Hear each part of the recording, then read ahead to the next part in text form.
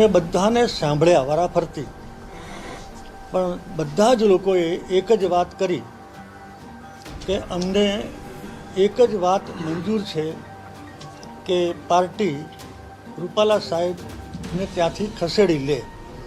આ સિવાય અમને એક પણ વાત મંજૂર નથી.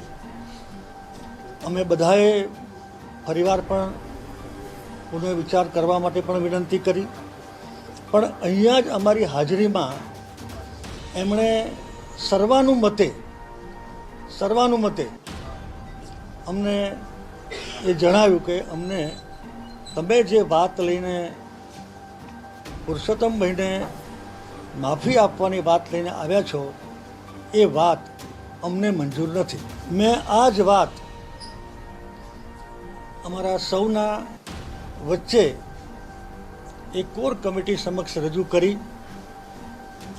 અમે બધાને સાંભળ્યા વારાફરતી, પણ બધા જ લોકોએ એક જ વાત કરી કે અમને એક જ વાત મંજૂર છે કે પાર્ટી રૂપાલા સાહેબને ત્યાંથી ખસેડી લે. આ સિવાય અમને એક પણ વાત મંજૂર નથી. મીડિયાના મિત્રો અને આપણી બધી સંસ્થાઓના પદાધિકારીઓ, બહેનો અને ભાઈઓ, આ બધાનું હાર્દિક સ્વાગત છે. મીડિયાને ખરેખર હું નમસ્કાર કરું છું મીડિયા ભાઈઓને કે ભારત દેશમાં નૈતિક અધપતનનો જે આ મુદ્દો છે, નૈતિક અધપતન જે વાણી વિલાસ છે, એના માટેનું જે કાંઈ મુદ્દો છે એને અટકાવવા માટે જે આપણે મળીએ છીએ, એના અટકાવવા માટે ક્ષત્રિય સમાજે બીડું ઝડપ્યું છે. એમાં આપ સર્વે સરખા ભાગીદાર છો, એટલે આપને નમસ્કાર કરું છું. આપ બધા પણ એના અભિનંદનના અધિકારી છો.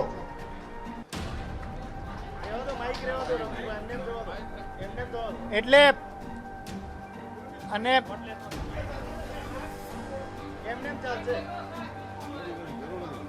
આપણે જ્યારથી આ પ્રશ્ન ઊભો થયો ત્યારથી એ પ્રશ્નમાં જે કાંઈ અલગ અલગ વળાંક આવ્યા અને આ એક સંસ્કૃતિના મુદ્દા ઉપર અમને સમજાવવાની અથવા તો હળવાશથી લેવાની જે વાત પક્ષ અને સરકારે કરી એનું આ પરિણામ છે. એટલા માટે એક સામાન્ય વાત છે કે આ નૈતિક અધપતનને અટકાવવા માટે એક વ્યક્તિ પોતાનું ખાલી સંસદ સભ્ય પદ નથી છોડી શકતા. જેને આટલા રજવાડાઓ આપી દીધા એને કેવી રીતે આપી દીધા છે? તમે એક ખાલી સંસદ સભ્ય તમારી જિંદગી આખી રહેવું છે? એવું કોઈ સંજોગોમાં ક્ષત્રિય સમાજ સ્વીકારે નહીં. ભારત દેશનો ક્ષત્રિય સમાજ ન સ્વીકારી શકે.